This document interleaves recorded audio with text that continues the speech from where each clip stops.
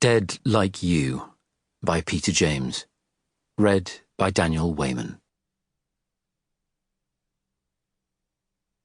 To Annalisa Lindeblad Davies. 1997. Chapter 1. Thursday, the 25th of December. We all make mistakes. All of the time. Mostly trivial stuff, like forgetting to return a phone call, or to put money in a parking meter, or to pick up milk at the supermarket. But sometimes, luckily very rarely, we make the big one. The kind of mistake that could cost us our life. The kind of mistake Rachel Ryan made. And she had a long time to reflect on it.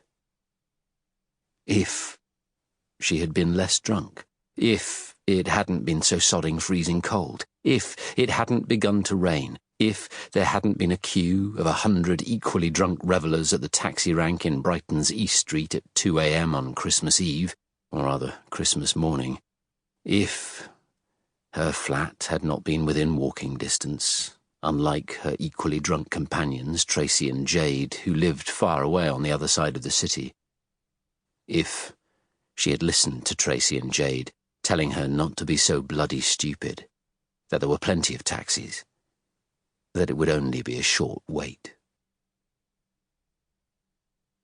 His whole body stiffened with excitement.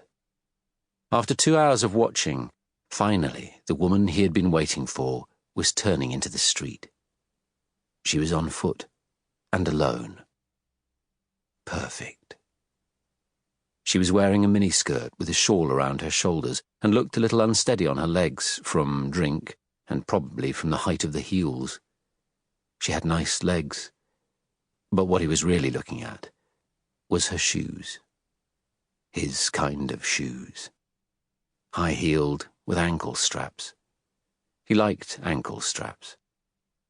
As she came closer, approaching beneath the sodium glare of the streetlights, he could see, through his binoculars, through the rear window, that they were shiny, as he had hoped. Very sexy shoes. She was his kind of woman. God, she was glad she had decided to walk. What a queue! And every taxi that had gone past since was occupied.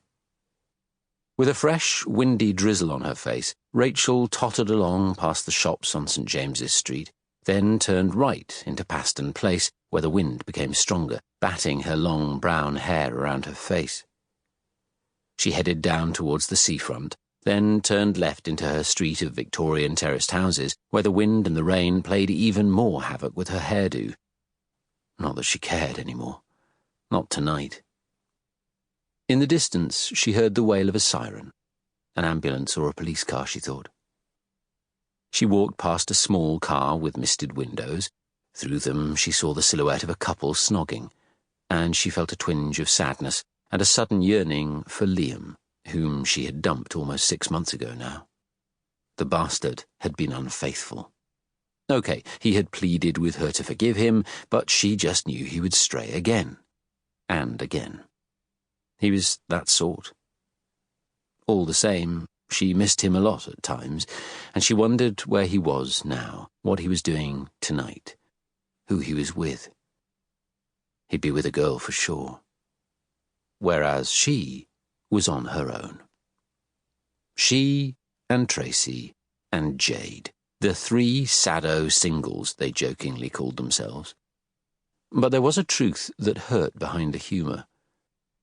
After 2.5 years in a relationship with the man she had really believed was the one she would marry, it was hard to be alone again, particularly at Christmas, with all its memories. God, it had been a shitty year. In August, Princess Diana had died. Then her own life had fallen apart. She glanced at her watch. It was 2:35. Tugging her mobile phone from her bag, she rang Jade's number. Jade said they were still waiting in the queue. Rachel told her she was almost home. She wished her a Merry Christmas, told her to wish Tracy a Merry Christmas too, and said she'd see them New Year's Eve. "Hope Santa's good to you, Rach," Sample complete. Ready to continue?